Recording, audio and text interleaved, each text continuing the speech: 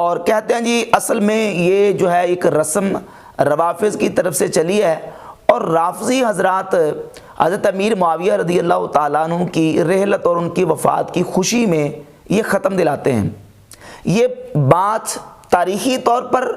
اور شرعی طور پر بے بنیاد اور بلا دلیل ہے، یعنی اس پر کوئی ایسی دلیل اور اس پر کوئی ایسا ثبوت موجود نہیں ہے، نہ تاریخی طور پر اور نہ ہی کوئی شرعی طور پر اتھینٹک اور مضبوط قسم کا ثبوت ہو جس سے یہ بات ثابت ہوتی ہو کہ روافض اس کو سیدنا امیر معاویہ رضی اللہ تعالیٰ عنہ کی وفات کی خوشی میں یہ کنڈوں کا ختم دلاتے ہیں،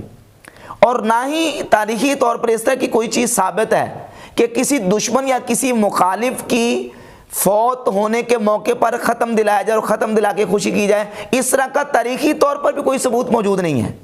ہم ایصال ثواب اپنے جو ہے وہ فوت ہونے والوں کو اور اللہ کی برگزیدہ ہستیوں کو ایصال ثواب کے طور پر جو ختم شریف دلاتے ہیں، یہ ان کو ایصال ثواب کے طور پر ہے۔ بفرض غلط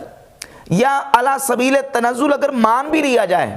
کہ روافض اس کو حضرت امیر معاویہ رضی اللہ تعالیٰ عنہ کی وفات کی خوشی میں اس کو ختم دلاتے ہیں، تو بھائی سنی تو خوشی میں نہیں دلاتے نا، اہل سنت تو ایصال ثواب کے طور پر کرتے ہیں۔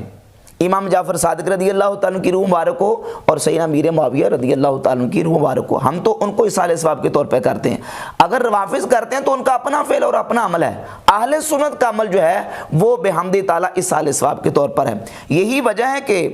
صدر الشریعہ مفتی امجد علی اعظمی رحمہ اللہ اپنی کتاب بہار شریعت کے 16ویں حصے میں صفحہ نمبر 643 پہ لکھتے ہیں، اسی طرح ماہ رجب میں بعض جگہ حضرت سیدنا امام جعفر صادق رضی اللہ تعالی عنہ کو ایصال ثواب کے لیے پوریوں کے کنڈے بھرے جاتے ہیں، یہ بھی جائز، مگر اس میں بھی اس جگہ کھانے کی بعضوں نے پابندی کر رکھی ہے، یہ بیجا پابندی ہے۔ جو لوگ تخصیصات اور پابندیاں بیجا کرتے ہیں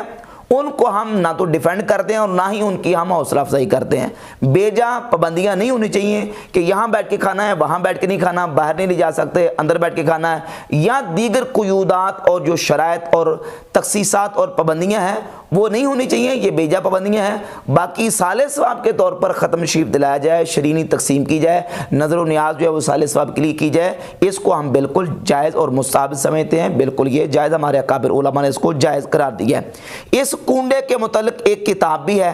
جس کا نام داستان عجیب ہے، اس موقع پر بعض لوگ اس کو پڑھواتے ہیں،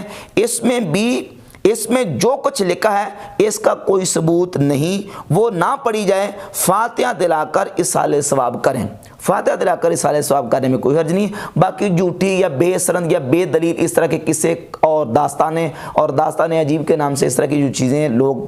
پڑھتے ہیں یا کرتے ہیں، اس کو ہرگز نہیں کرنا چاہیے۔ ایصال ثواب کریں، فاتحہ شریف اور جو نا اس پر ختم شریف پڑھیں اور ایصال ثواب کے طور پر کریں تو اس میں کوئی حرج نہیں ہے۔ باقی جہاں تک بات ہے سیدنا امیر معاویہ رضی اللہ تعالیٰ عنہ کی خوشی کے حوالے سے روافض ختم دلاتے ہیں، تو یہ بات نہ تو رافضی مانتے ہیں اور نہ ہی یہ تاریخی طور پر یہ بات جو ہے نا وہ حقیقت کو پہنچتی ہے، اور نہ ہی اس پر کوئی شرعی دلیل موجود ہے۔ اس حوالے سے ایک مثال، صحیح بخاری میں تقریباً 5 مقامات پہ حدیث موجود ہے، صحیح بخاری اور مسلم میں متفق علیہ حدیث ہے کہ نبی پاک صلی اللہ تعالیٰ علیہ وآلہ وسلم جب مدینہ شریف تشریف لے کے آئے، صحیح بخاری میں 2004 نمبر حدیث پڑھ رہا ہوں، 5 مقامات پہ، ویسے ہی صحیح مسلم بھی ہے۔ جب حضور علیہ الصلوۃ والسلام مدینہ شریف تشریف لے کے آئے تو یوم عاشوراء کا 10 محرم الحرام کا یہودی روزہ رکھتے تھے۔ ان سے جب پوچھا کہ تم یہ روزہ کیوں رکھتے ہو تو انہوں نے کہا کہ اس دن یعنی 10 محرم کو اللہ رب العزت نے قوم بنی اسرائیل کو ان کے دشمن سے نجات دی تھی، تو اس موقع پر موسیٰ علیہ السلام نے روزہ رکھا تھا، تو نبی کریم صلی اللہ علیہ وآلہ وسلم نے اس موقع پر ارشاد فرمایا فَأَنَا أَحَقُّ بِمُوسَىٰ مِنْكُمْ، میں تم سے زیادہ موسیٰ علیہ السلام کا حقدار ہوں، یعنی ہم زیادہ حق رکھتے ہیں کہ ہم موسیٰ علیہ السلام کے طریقے پر عمل کریں۔ فَصَامَهُ وَأَمَرَ بِصِيَامِهِ، نبی پاک صلی اللہ علیہ وآلہ وسلم نے خود روزہ رکھا اور روزہ رکھنے کا حکم بھی ارشاد فرمایا۔ اور بعض احادیث میں یہ کہ نبی کریم صلی اللہ علیہ وسلم نے اگلے سال 9 محرم کا روزہ ملانے کا جو ہے نا وہ نبی کریم علیہ السلام نے فرمایا۔ تو اب اس حدیث کے مطابق یہ بات بھی اس مثال سے یہ ثابت ہوتی ہے، اگر کوئی فرض کریں کوئی بندہ اگر ایک عمل کر رہا ہے اور کوئی فرقہ عمل کرے تو کہتے ہیں جی اس کے ساتھ مشابہت ہو جائے گی. بھائی مشابہت کیسے ہوگی؟ ایک نیک عمل ہے. فرض کریں اگر روافض اس عمل کو اس لیے کرتے ہیں کہ حضرت امیر معاویہ رضی اللہ تعالیٰ عنہ کے